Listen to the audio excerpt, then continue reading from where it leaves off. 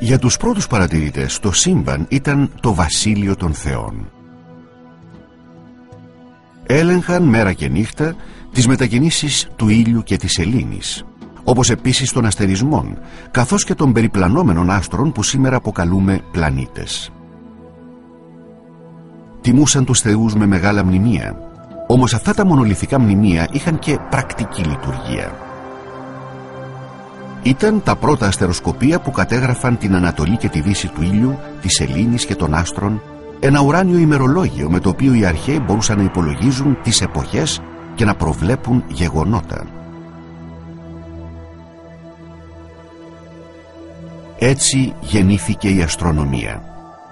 Σήμερα αυτή η νυχτερινή κίνηση των άστρων ελάχιστα διαφέρει από αυτήν που έβλεπαν εκείνοι οι πρώτοι παρατηρητές. Αυτό που έχει αλλάξει είναι η γνώση μας. Ο μύθος παραχώρησε τη θέση του στην επιστήμη. Γνωρίζουμε για παράδειγμα ότι η ζώνη του φωτός σε αυτό το χρονικό διάστημα δεν είναι γάλα που έχησαν οι θεοί, αλλά οι παρυφές του γαλαξία μας. Είναι ο γαλαξίας, το λίκνο του ήλιου και όλων των άστρων που βλέπουμε στο νυχτερινό ουρανό. Ένας γαλαξίας ανάμεσα στα 50 δισεκατομμύρια γαλαξίες που πιστεύετε ότι αποτελούν το σύμπαν. Από μπροστά ο γαλαξίας είναι μια σπήρα από περίπου 200 δισεκατομμύρια άστρα, πολλά από τα οποία μοιάζουν με τον ήλιο μας. Περιστρέφονται γύρω από το γαλαξιακό κέντρο, στην καρδιά του οποίου υπάρχει πιθανότατα μια μαύρη τρύπα.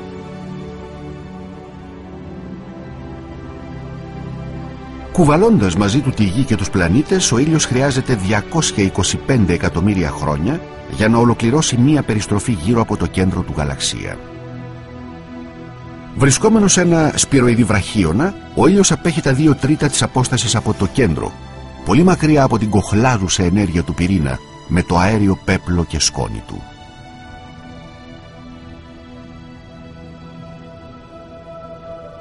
Όπως και τα πιο κοντινά μας άστρα, ο ήλιος είναι ένα κίτρινο, συνηθισμένο και μεσήλικο άστρο. Και καθώς οι αστρονόμοι ανακαλύπτουν όλο και περισσότερους πλανήτες γύρω από άλλα άστρα, φαίνεται ότι ο ήλιος κάθε άλλο παραμοναδικός είναι. Αυτή είναι η δική μας γειτονιά, οι 9 πλανήτες του ηλιακού συστήματος. Αέριοι γίγαντες όπως ο Κρόνος και ο Δίας, αλλά και 4 εσωτερικοί πλανήτες, μικροί πέτρινοι κόσμοι στους οποίους ανήκει και η γαλάζια γη.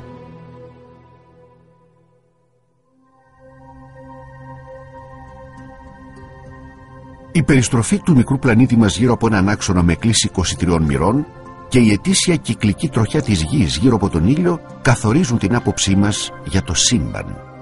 Αυτή η άποψη αλλάζει από νύχτα σε νύχτα, από εποχή σε εποχή, από γεωγραφικό πλάτος σε γεωγραφικό πλάτος. Όλα αυτά αποτυπώνονται σε αυτόν τον σχηματικό οδηγό του ουρανού.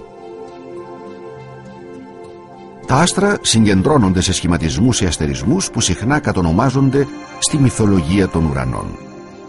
Με γραφικά υπολογιστών, γνώριμους αστερισμούς και επακριβείς προορισμούς, ο νυχτερινός ουρανός αποκτά ζωή. Αντικείμενα ορατά μόνο με κιάλια ή τηλεσκόπια ή καλύτερα κατανοητά με γραφικές αναπαραστάσεις, ορίζονται με βάση το πλησιέστερο άστρο ή το όριο του αστερισμού.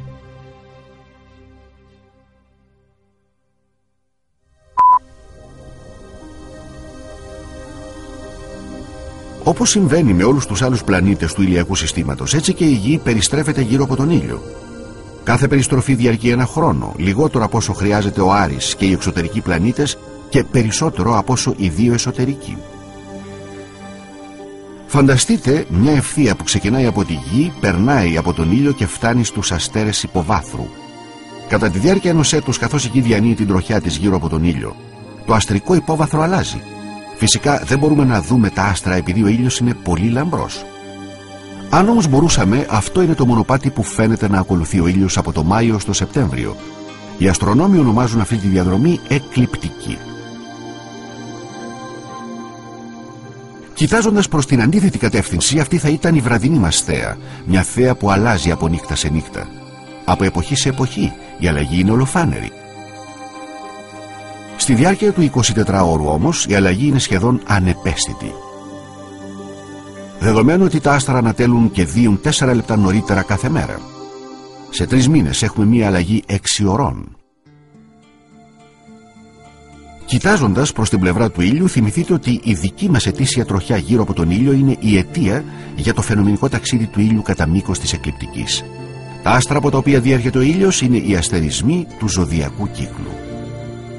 Οι αρχαίοι τα έβλεπαν ως ουράνιες φιγούρες: ο Ταύρος, η Δίδυμη, ο Καρκίνος και ο Λέων. Μετά το Λέοντα έρχεται η Παρθένος. Ακολουθούν ο Ζυγός και ο Σκορπιός. Ο Οφιούχος, τον οποίο αγνοούν οι αστρολόγοι, είναι ένας επιπλέον αστερισμός στους 12 που χρησιμοποιούνται στα οροσκόπια.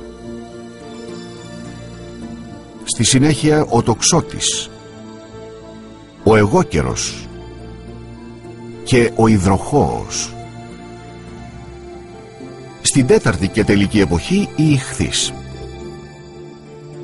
ο Κρυός και ξανά ο Ταύρος, εδώ που αρχίσαμε τον κύκλο.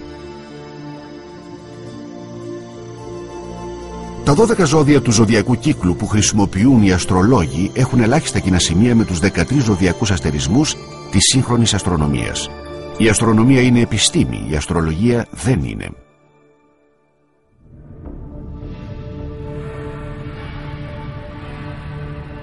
Οι 8 εσωτερικοί πλανήτες του ηλιακού συστήματος κινούνται σε τροχιά γύρω από τον ήλιο σχεδόν στο ίδιο επίπεδο. Εξαίρεση αποτελεί ο ένατος, ο μακρινός Πλούτων με την έκεντρη τροχιά του. Αυτό το κοινό επίπεδο σημαίνει ότι οι εσωτερικοί πλανήτες που βλέπουμε πάντα εμφανίζονται πάνω ή κοντά στην εκλειπτική, ενώ κινούνται αρκετά διαφορετικά στον ουρανό σε σχέση με τα άστρα. Οι μηχανισμοί του ηλιακού συστήματος εξηγούν γιατί κάποιοι πλανήτες δεν εμφανίζονται στους αστρικούς χάρτες αυτού του οδηγού. Με τις ελαφρώς ελλειπτικές τροχές τους, οι πλανήτες περιστρέφονται γύρω από τον ήλιο με διαφορετικές ταχύτητες. Ο Δίας, ο πιο απομακρυσμένος εδώ, χρειάζεται 12 χρόνια για μια περιστροφή. Ο πιο εσωτερικός πλανήτης, ο Ερμής, χρειάζεται μόνο 88 ημέρες. Η Αφροδίτη και ο μικροσκοπικός Ερμής παρατηρούνται καλύτερα μετά τη δύση του ηλίου και λίγο πριν από το χάραμα. Κανένας τους δεν ανεβαίνει πολύ ψηλά στον ορίζοντα, τόσο κοντά είναι οι τροχές τους γύρω από τον ήλιο. Ο Ερμής δεν είναι εύκολα ορατός μόλις που ξεχωρίζει στον ορίζοντα. Αντίθετα, η Αφροδίτη, ο λαμπρότερος πλανήτης, είναι τόσο φωτεινή που μπορεί να φαίνεται ακόμα και τη μέρα. Η Αφροδίτη και ο Ερμής βρίσκονται μεταξύ του ήλιου και της γης με δορυφόρο της τη Σελήνη. Οι πιο μακρινοί πλανήτες όπως ο Άρης, ο Δίας και ο Κρόνος παρουσιάζουν τις πιο αλόκοτες κινήσεις στον ουρανό, τις λεγόμενες ανάδρομες κινήσεις.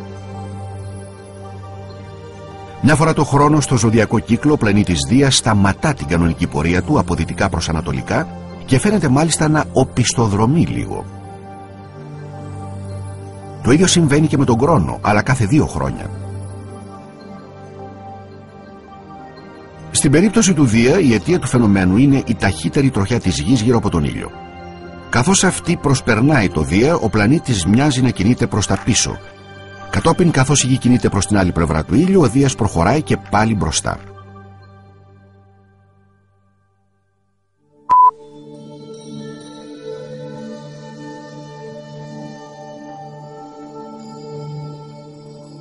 Το λαμπρότερο ουράνιο σώμα μετά τον ήλιο είναι η Σελήνη. Είναι ένας συναρπαστικός σύντροφος, αλλά και η κατάρα των αστρονόμων, αφού αρνείται να αποκαλύψει τη σκοτεινή πλευρά της, που είναι απαραίτητη για την καλύτερη παρατήρησή της. Η Σελήνη, ο μυστηριώδης γείτονάς μας. Μυστηριώδης επειδή οι αρχαίοι πρέπει να μπερδεύονταν με τις μηνιαίες φάσεις της. Η Σελήνη δεν έχει δικό της φως. Αντανακλά απλώς το φως του ήλιου, ο οποίος φωτίζει μονίμως τη μισή επιφάνειά της. Στις 27,3 μέρες της σεληνιακής τροχιάς, η έκταση της φωτισμένης επιφάνειας που βλέπουμε από τη γη αλλάζει μέρα με τη μέρα ως εξής.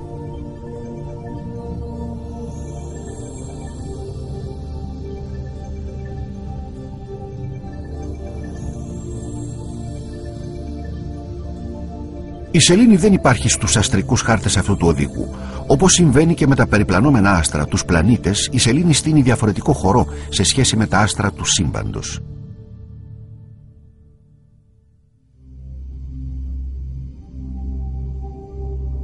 Χάρη στη σελήνη απολαμβάνουμε το μεγαλύτερο αστρονομικό θέαμα στον κόσμο, την ολική έκλειψη του ήλιου. Θα απολαμβάναμε ακόμα περισσότερα εάν η τροχιά της σελήνης δεν παρουσίαζε κλίση 5 μοιρών ως προς το επίπεδο της εκλειπτικής, που εδώ φαίνεται με πράσινο.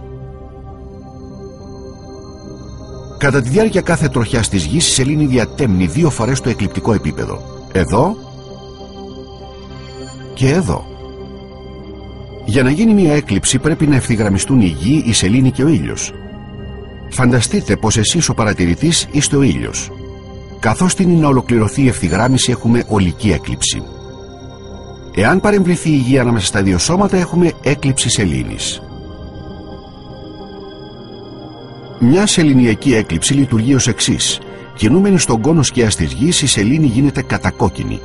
Το έμεσο φως του ήλιου κάμπτεται, φιλτράρεται από την ατμόσφαιρα της γης και προβάλλεται πάνω στη σελήνη. Με διάρκεια έως και 1 ώρα και 3/4, μια σεληνιακή έκλειψη φαίνεται πάντα από την πλευρά της γης που έχει νύχτα. Και τώρα μια ηλιακή έκλειψη. Επειδή όμως η τροχιά της σελήνης είναι ελαφρώς ελλειπτική, η έκλειψη δεν είναι ολική. Η σκιά της σελήνης δεν μπορεί να μας φτάσει πλήρως. Το αποτέλεσμα είναι μια δακτυλιοειδής έκλειψη. Η σελήνη στην απότατη απόστασή της από τη γη είναι πολύ μακριά για να καλύψει εντελώς τον ήλιο. Αυτή τη φορά η σελήνη είναι πιο κοντά στην τροχιά της γύρω από τον πλανήτη μας, αρκετά κοντά για να μπορέσει η σκοτεινή εσωτερική σκιά που δημιουργείται να σαρώσει τη γη με υπερηχητική ταχύτητα.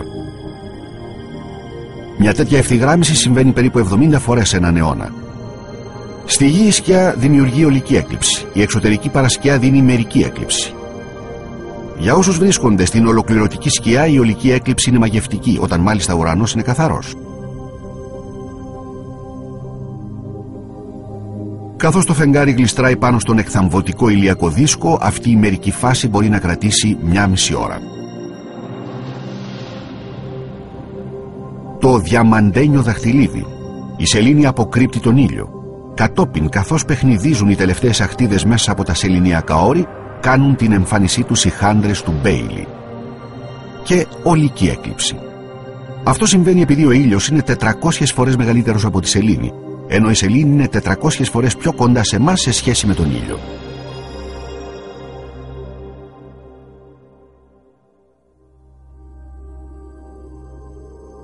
Πέρα από τον ήλιο, τη σελήνη και τους πλανήτες υπάρχουν και τα άστρα αυτού του σχηματικού οδηγού, άστρα που κάθε νύχτα δείχνουν να ταξιδεύουν στο ουράνιο στερέωμα.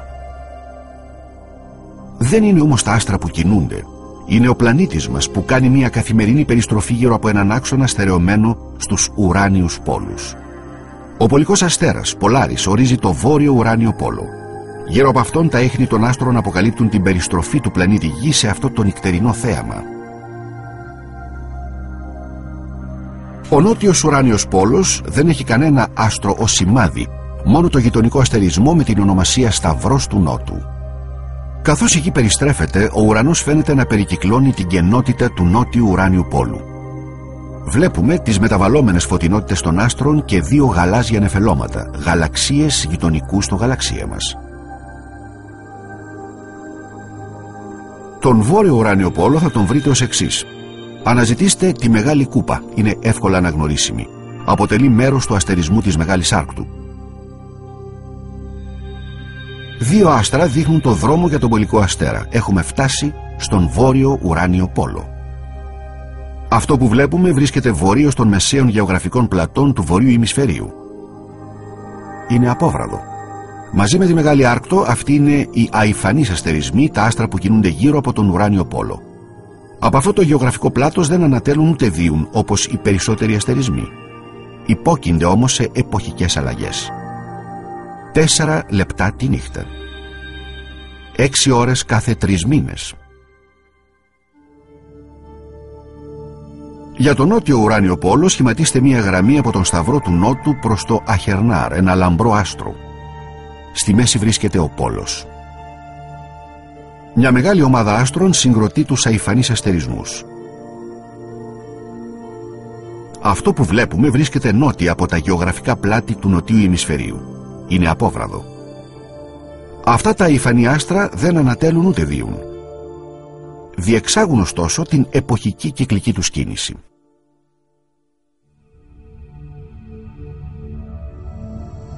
Για τον παρατηρητή ανεξαρτήτως εποχής, μόνο ο μισός ουρανός είναι ορατός από οποιοδήποτε σημείο της γης. Στο βόρειο ημισφαίριο αυτή είναι η άποψη που έχουμε από τα μεσαία γεωγραφικά πλάτη, η πρώτη ζώνη που αναπαρίσταται στον καθένα από τους 4 εποχικούς οδηγούς μας. Ακολουθεί η σημερινή ζώνη, η τροπική, η δεύτερη που παρουσιάζεται στους οδηγούς μας. Τρίτη είναι η άποψη του νότιου ημισφαιρίου από τα μεσαία γεωγραφικά πλάτη, από μέρη όπως η Αυστραλία και η Νότια Λατινική Αμερική.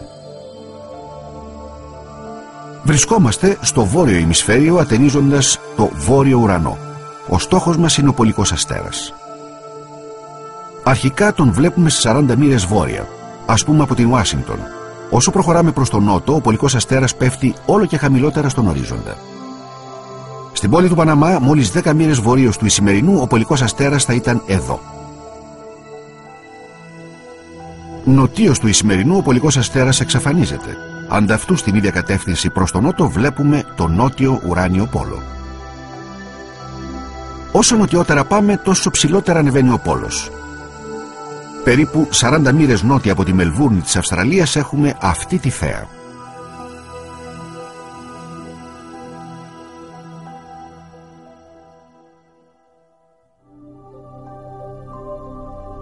Παρόλο που η κλίση της γης είναι πάντα 23 μοίρες, ο άξονας της δεν δείχνει πάντα προς τους σημερινούς ουράνιους πόλους. Αυτό συμβαίνει επειδή η γη ταλαντεύεται σαν σβούρα. Το φαινόμενο είναι γνωστό ως μετάπτωση και προκαλείται κυρίως από τη βαρυτική έλξη που ασκεί η σελήνη στον Ισημερινό. Η επίδραση αυτού του φαινομένου στο βόρειο ουράνιο πόλο είναι η κίνησή του στην περίμετρο ενός μεγάλου κύκλου. Κάποτε το βόρειο αστέρι ήταν ο Θουμπάν. Σήμερα είναι ο Πολικός Αστέρας και σε 4.000 χρόνια θα είναι ο Αλτεμπαράν. Ο χρόνος που απαιτείται για την ολοκλήρωση ενός τέτοιου κύκλου είναι σχεδόν 26.000 χρόνια. Όπως και στους γεωγραφικούς άτλαντες, οι αστρονόμοι χωρίζουν τον ουρανό σε πλέγμα. Εδώ ο ουράνιος Ισημερινός απεικονίζεται ακριβώς πάνω από τον γήινο Ισημερινό.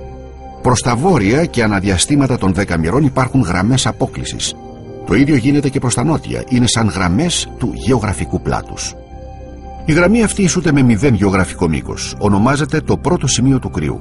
Αριστερά, χωρισμένες σε ώρες λεπτά και δευτερόλεπτα, είναι οι γραμμές της ορθής αναφοράς ανατολικά. Από την άλλη πλευρά, οι γραμμές ορθής αναφοράς είναι δυτικά. Ένα πλέγμα αναφοράς πάνω στο οποίο μπορεί κανείς να επισημάνει με ακρίβεια οποιοδήποτε ουράνιο σώμα. Και υπάρχει ένας πρακτικός τρόπος για να γίνει αυτό. Το απλωμένο χέρι στην απόσταση του βραχίωνα ισούται με 15 μοίρες ουρανού μια ώρα ορθής αναφοράς. Η σφιχτή γροθιά ισούται με 10 μοίρες, πάλι στην απόσταση του βραχίωνα. Το άνοιγμα 3 δακτύλων, το ένα δίπλα στο άλλο, είναι 5 μοίρες. Και τέλος, το μικρό δάκτυλο σε απόσταση τεντωμένου βραχίωνα προς τον ουρανό είναι μόνο μία μοίρα. Αυτό είναι μεγαλύτερο από όσο φαντάζεστε. Με σεληνιακούς όρους μιλάμε για πολύ ουρανό. Τη νύχτα η σελήνη μπορεί να εμφανίζεται σαν το μεγαλύτερο ουράνιο αντικείμενο, αλλά ισούται μόνο με το μισό μικρό δάκτυλο, μισή μοίρα.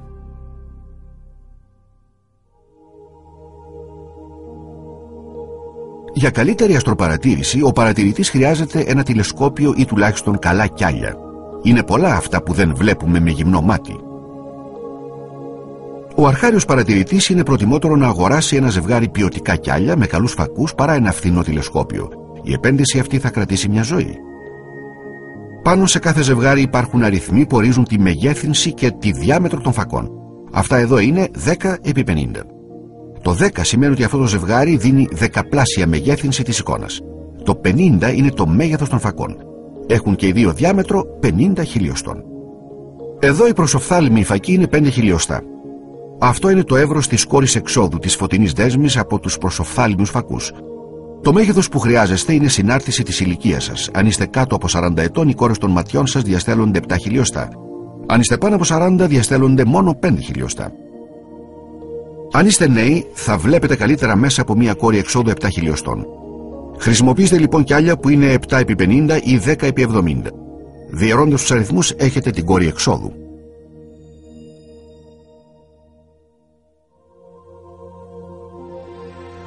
Συγκριτικά με τα κιάλια, τα τηλεσκόπια είναι ακριβά, ενώ πρέπει να είναι μονίμως στερεωμένα σε ένα κατάλληλο και σταθερό τρίποδο. Υπάρχουν δύο είδη τηλεσκοπίων. Αυτό είναι ένα διοπτρικό τηλεσκόπιο. Το φως συλλέγεται από ένα φακό και εστιάζει στο προσοφθάλμιο. Το ελάχιστο ωφέλιμο διάφραγμα είναι 75 χιλιοστά.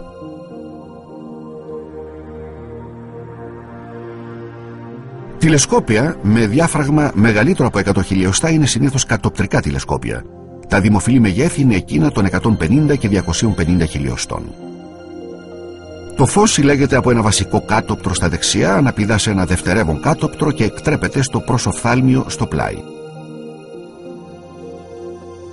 Οι λεπτομέρειες και τα χρώματα που βλέπουμε σε ένα αστρονομικό αντικείμενο εξαρτώνται από το πώς συγκεντρώνουμε το φως που εκπέμπει. Όσο μεγαλύτερος είναι ο φακός ή το κάτοπτρο, τόσο περισσότερο φως συγκεντρώνεται στον αμφιβληστροειδή. Το δέγυμνο μάτι δεν μπορεί να διακρίνει καλά το χρώμα τη νύχτα. Χωρίς κάποιο βοηθητικό μέσο, έτσι βλέπουμε το κατώτερο μέρος του νεφελώματος του Ορίωνα. Ακόμα και αν το κοιτάξουμε μέσα από κιάλια ή ένα μικρό τηλεσκόπιο, φαίνεται ασπρόμαυρο. Ένα μέτριο τηλεσκόπιο προσφέρει περισσότερες λεπτομέρειες. Ωστόσο, μόνο μέσω του μεγαλύτερου τηλεσκοπίου προβάλλει όλη η έγκλη του Ορίωνα, και αυτή πρέπει να γίνει με υπερευαίσθητη λήψη. Πολλές από τις φωτογραφίες σε αυτόν τον οδηγό προέρχονται από ισχυρά επαγγελματικά τηλεσκόπια, όπως αυτό εδώ στη Σάντις. Ή από εδώ στην Αυστραλία, όπου ο αστρονόμος David Malin συνδυάζει φωτογραφίες υψηλής ταχύτητας με ειδικές τεχνικές επεξεργασίες. Με τον τρόπο αυτό αποκαλύπτει τα πραγματικά χρώματα των άστρων. Σε αυτή την περίπτωση έχουμε τα πραγματικά χρώματα και τις λεπτομέρειες του νεφελώματος του Ορίωνα. Τεράστια όργανα όπως το πολύ μεγάλο τηλεσκόπιο στη Χίλη μπορούν να συγκεντρώνουν το φως όπως λίγοι αστεροσκόποι στον κόσμο. Συγχρονιζόμενο και συνδυαζόμενο με άλλα τρία, αυτό εδώ το κάτωπτρο ισούται με ένα μάτι διαμέτρου 16 μέτρων. Χάριν συγκρίσεως 600 χιλιόμετρα ψηλότερα βρίσκεται το διαστημικό τηλεσκόπιο Hubble με ένα μέτριο κάτωπτρο. Όμως το διάστημα δεν επηρεάζεται από τη γήινη ατμόσφαιρα. Οι υπέροχες φωτογραφίες του Hubble παρουσιάζονται σε όλον αυτό τον οδηγό. Από τη θέση μας στη Γη και πάνω από αυτήν μάθαμε πώς να παρατηρούμε το σύμπαν. Αλλά πώς μετρούμε τις αποστάσεις του? Ξεκινώντας από εδώ που στεκόμαστε, ο μικρός πλανήτης μας είναι απλώς μια μικρή κοιλίδα μπροστά στον ήλιο. Η διάμετρος του ήλιου είναι πάνω από 100 φορές μεγαλύτερη από τη διάμετρο της Γης. Αυτό το τοπικό άστρο μας θα μπορούσε να μας καταβροχθήσει 1 εκατομμύριο φορές και να έχει και χώρο περίσσευμα. Και εδώ έχουμε άλλο ένα πρότυπο μέτρησης. Το φως του ήλιου χρειάζεται λιγότερο από 8,5 λεπτά για να φτάσει στη Γη. Έτσι λοιπόν, χρησιμοποιώντας την ταχύτητα του φωτός, 300.000 χιλιόμετρα το δευτερόλεπτο, οι αστρονόμοι μετρούν την απόσταση. Μέχρι το πλησιέστερο αστρικό σύστημα, το Α Κεντάβρου, η απόσταση είναι 4,3 έτη φωτός. Με άλλα λόγια, χρειάζονται πάνω από 4 χρόνια για να φτάσει σε εμάς το φως από το Α Κεντάβρου.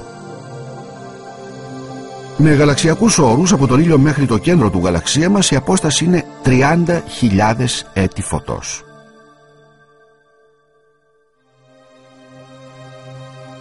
Τέλος, μια προεπισκόπηση ορισμένων από τα αντικείμενα που θα δούμε στους εποχικούς οδηγούς του ουρανού που ακολουθούν. Οι σπυροειδείς βραχίονες αυτού του γαλαξία βρίθουν από νεφελώματα. Εμάς μας ενδιαφέρουν αυτά με τη ροζ απόχρωση. Είναι νέφη από φωτοβόλο αέριο υδρογόνου. Νεφελώματα όπως η λιμνοθάλασσα στο γαλαξία αποτελούν περιοχές αστρογένεσης, γνωστές ως νεφελώματα εκπομπής αερίων. Ένα άλλο παράδειγμα είναι το νεφέλωμα της Ροζέτας. Εκπομπή σημαίνει ότι το νεφέλωμα εκπέμπει το ίδιο του το φως. Η Ροζέτα περιβάλλει μια ομάδα άστρων που ονομάζεται ανοιχτό αστρικός μήνος. Ένα ανοιχτός μήνος μπορεί να αποτελείται από μερικές δεκάδες άστρων ή και εκατοντάδες, διασκορπισμένα σε μια απόσταση 50 ετών φωτός. Το πιο γνωστό ανοιχτό αστρικός μήνος είναι οι Πλειάδες. Αυτά είναι νεφελώματα ανάκλασης, νέφη αερίων και σκόνης που αντανακλούν το έγχρωμο φως των άστρων. Δύο ακόμη που αντανακλούν όμορφα το φως των περιβαλλόμενων αστέρων. Τώρα πάμε στα σκοτεινά νεφελώματα. Δεν είναι τρύπες στο διάστημα, αλλά πυκνά νέφη σκόνης. Στα αριστερά το νεφέλωμα Κόνος, ένα χαρακτηριστικό σκοτεινό νεφέλωμα σε λαμπρό διαστρικό περιβάλλον. Και Και εδώ το πιο φημισμένο σκοτεινό νεφέλωμα, η κεφαλή του ύπου.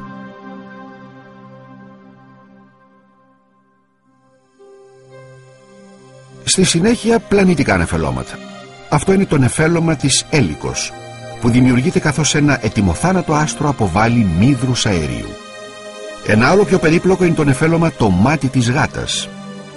Και ακόμα πιο περίπλοκο το νεφέλωμα κλεψίδρα. Ένα πλανητικό νεφέλωμα είναι μια μορφή νεφελώματος εκπομπής. Το ίδιο και ένα κατάλοιπο υπερκαινοφανούς αστέρα, εδώ το νεφέλωμα καρκίνος. Τα κατάλοιπα υπερκαινοφανών είναι τα σπλάχνα γιγάντιων άστρων που έχουν εκραγεί. Όπως γίνεται με όλα τα νεφελώματα εκπομπής, τα κατάλοιπα υπερκαινοφανών παράγουν το δικό τους φως.